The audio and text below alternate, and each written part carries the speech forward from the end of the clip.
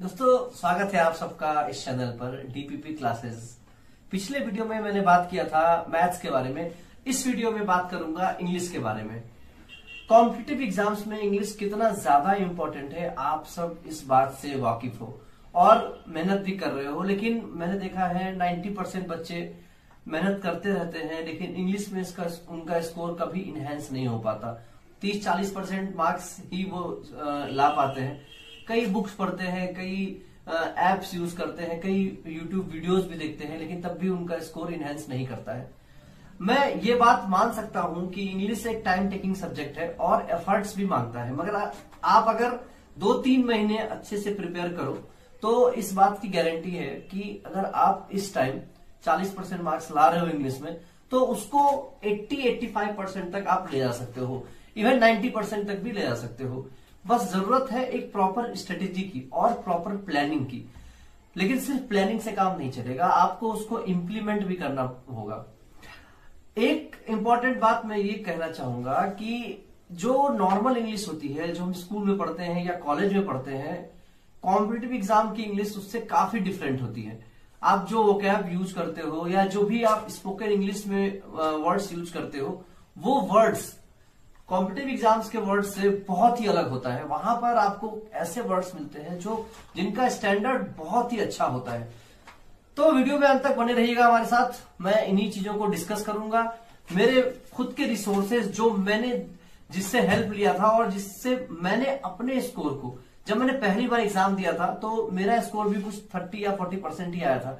तो उसको कैसे मैंने मेहनत करके या अपनी एक स्ट्रेटेजी बनाकर मैंने उसको कैसे 90% तक लेकर गया, मैं अपना स्कोर भी शेयर करूंगा। आप हमारे साथ बने रहिएगा और डिटेल में बताऊंगा कि किस तरह से आप अपने स्कोर को एक कह सकते हैं कि एक सम्मानजनक या एक ऐसे स्कोर के पास ले जाएंगे जिससे कि आपका जो टोटल स्कोर होगा उसमें इंग्लिश का कंट्रीब्यूशन बहुत ज्यादा रहेगा। अगर मैं अपने इंग्लिश के स्कोर्स की बात करूं तो देखिए, एसएससी और बैंकिंग मैंने दोनों एग्जाम दिए हैं। बैंकिंग का भी दिया है और एसएससी का भी दिया है। तो अब मैं आपको स्कोर बताऊंगा। देखिए, बैंक के एग्जाम जो मैं पहली बार बैंक का एग्जाम दिया था, IBPS PO प्री 2016 का, मैं आपको सबसे पहले वो स्कोर दिखाता हूं। देखिए, 2016 की बात है और ये आप स्कोर देख सकते हैं अपने स्क्रीन पे। इंग्लिश का स्कोर जब आप देखेंगे तो देखिए 30 में 9.75 आउट ऑफ 30। ये मेरा पहला बैंक का एग्जाम था जिसमें मेरा 9.75 स्कोर आया था। अब आप इम्प्रूवमेंट देखिए, अगले साल जब मैंने एग्जाम दिया था 2017 में, तो इसमें देखिए इंग्लिश में स्कोर देखिए 29.75, मतलब 20 नंबर का सीधा सीधा इंक्रीमेंट हुआ है, जबकि टोटल मार्क्स यहाँ पे 40 ही था। 29.75, जी हाँ दोस्तों, 29.75 ये बैंक का एग्जाम है जहाँ पे इंग्लिश मानते हैं कि बहुत ही अच्छी इंग्लिश पूछी जाती है और इसमें स्कोर करना उतना आसान नहीं होता। अब बैंक के अलावा मैं अगर एसएससी की बात, ये मेंस का पेपर था, मैं आपको बता दूं, ये IBPS मेंस का पेपर था, क्लरिकल मेंस का पेपर था ये। अब अगर मैं बात करूं एसएससी की बात करूं तो देखिए ध्यान से, ये एसएससी 2018 का पेपर है जिसमें दो इंग्लिश में अगर आप मार्क्स देखेंगे तो 43, देखिए 43 अगर आप देखेंगे तो ये 43 आउट ऑफ 50, मतलब 86% 2018 में आया था। 2019 की अगर आप बात करेंगे, देखिए 2020, ये 20 का एग्जाम हुआ था, 20 के एग्जाम में अगर आप स्कोर देखेंगे तो 42.5, यहाँ भी 85% के आसपास स्कोर है इंग्लिश में। और अभी लेटेस्ट जो एग्जाम हुआ है, अगर मैं उसकी बात करूं, CHSL की बात करूं, 2021 में रिजल्ट आया है, तो यहाँ पे भी अगर आप मार्क्स देखेंगे इंग्लिश का, तो अगर यहाँ पे भी आप मार्क्स देखेंगे इंग्लिश का तो 90%, 50 में 45 मार्क्स अगर आप देख रहे होंगे कि 90% मार्क्स यहाँ पे मैंने सिक्योर किया। तो अब अगर मैं बात करूं अपनी स्ट्रेटेजीज की, तो अगर ये स्ट्रेटेजीज जो मैं तो बताने जा रहा हूं आपको, अगर आप इसको फॉलो करते हैं तो आई एम श्योर कि इसके नियर अबाउट या इससे ज्यादा भी आप ला सकते हैं। तो चलिए दोस्तों शुरू करते हैं। मैं पहले आपको ये बताऊंगा कि इंग्लिश में क्या क्या चीजें इंपॉर्टेंट हैं, क्या क्या चीजें आपको पढ़नी है जिसमें आपको मेहनत लगाना है। इंग्लिश में 3 पिलर्स मैं मानता हूं जो बहुत ही इंपॉर्टेंट है। पहला जो पिलर है, जो कि सबसे इंपॉर्टेंट और सबसे ज्यादा टाइम लगता है जिसमें, वो है वोकैबुलरी। वोकैबुलरी इतना ज्यादा वास्ट है दोस्तों कि आप जितना भी याद कर लो आपको लगेगा कि कमी है। अच्छा, वोकैब में भी अगर स्पेसिफाई करूं मैं तो उसमें भी 2-3 चीजें स्पेसिफिक है, जैसे कि वन वर्ड सब्स्टिट्यूशन, जैसे कि इडियम्स एंड फ्रेजेस, और सिनोनिम एंटोनिम्स तो अलग ही होगा। तो अब तीनों को कैसे एक साथ आपको लेके चलना है उस पर हम बात करेंगे। दूसरी चीज है वोकैब के बाद रीडिंग। रीडिंग इतना ज्यादा इंपॉर्टेंट हो गया है आज के टाइम में कि अगर आप 90% क्वेश्चंस जो ग्रामर के आते हैं आप उसको रीडिंग से ही सॉल्व कर सकते हैं। जैसे मैं बात करूं कि एरर जो हमारा पूछता है या फिर जो फिल इन द ब्लैंक्स पूछता है, उन सब में रीडिंग का बहुत ही इंपॉर्टेंस है। तो रीडिंग के बारे में भी बात करेंगे, कैसे अपने रीडिंग को आप मोर फ्लुएंट कर सकते हो, और रीडिंग की हेल्प से आप कई क्वेश्चंस ऐसे होंगे एग्जाम में जो डायरेक्ट सॉल्व कर सकते हो। तीसरी जो बात है वो हम करेंगे ग्रामर की, जिसका इंपॉर्टेंस मुझे नहीं लगता कि उतना ज्यादा है, अब उतना ज्यादा नहीं रह गया है, क्योंकि ग्रामर का क्या है कि 2-3 टॉपिक्स ही ऐसे हैं जहां पर आपको मेहनत करने की जरूरत है, और एग्जामिनेशन पॉइंट ऑफ व्यू से जिनसे क्वेश्चंस काफी एग्जाम्स में पूछे जाते हैं। तो स्पेसिफिक उन टॉपिक्स को अगर आप कर लें, कुछ स्पेसिफिक बुक्स हैं, अगर उनको यूज करके आप उन टॉपिक्स को कर लें, तब भी आप ग्रामर में भी एक अच्छा स्कोर।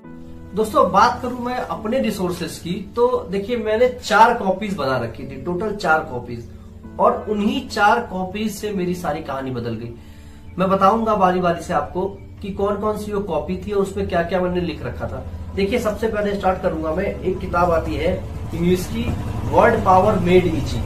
इस किताब को मैंने इस पार से लेके यहां तक पढ़ा।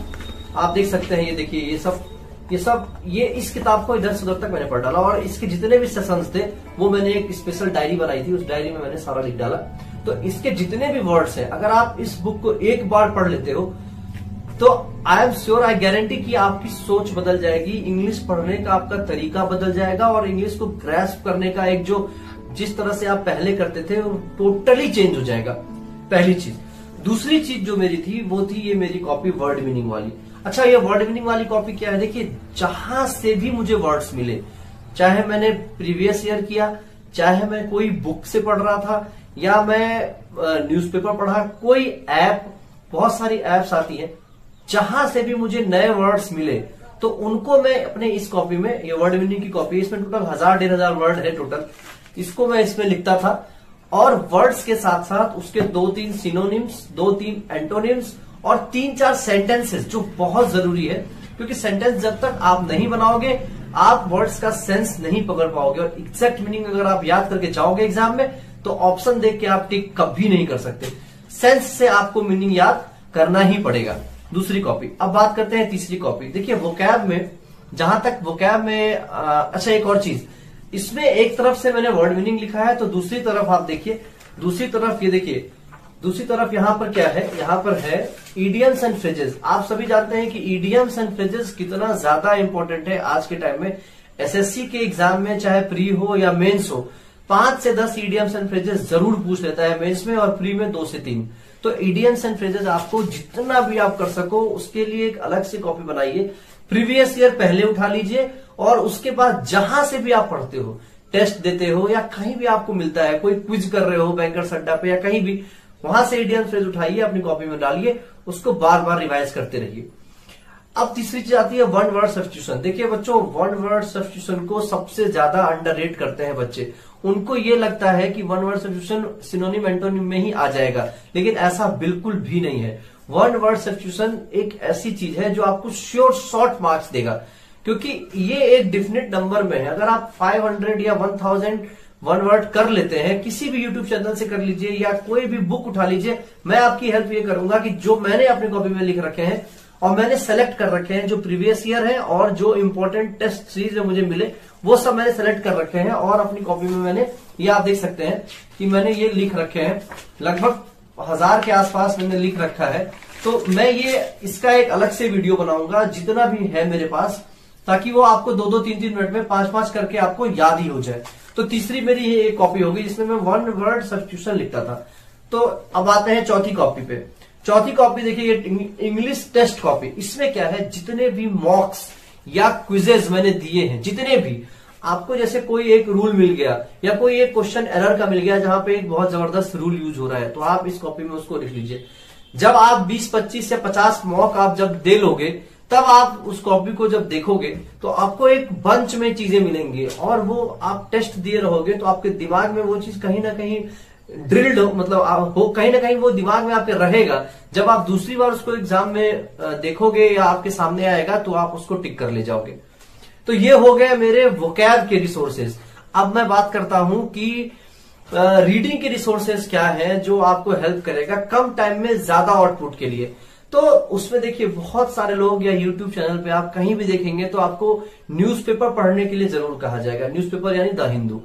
देखिए, मेरा मानना यह है कि द हिंदू पूरा पढ़ने की कोई जरूरत नहीं है, क्योंकि द हिंदू अपने आप में एक बहुत बड़ा न्यूज़पेपर है और बहुत सारे पेजेस उसमें होते हैं। अगर आप सारे पेजेस पढ़ रहे हैं द हिंदू के, तो ये यूजलेस है और एक टाइम कंज्यूमिंग है काफी, और उतना फायदा आपको नहीं होगा। इससे एक ज्यादा बेटर चीज ये होगा कि अगर आपको पढ़ना ही है तो द हिंदू का एक एडिटोरियल पेज आता है, उसको आप पढ़ लीजिए, या तो एक ऐप आता है वोकैब 24। ध्यान से देखिए, वोकैब 24 आपकी स्क्रीन पे लोगो आ रहा होगा वोकैब 24 का।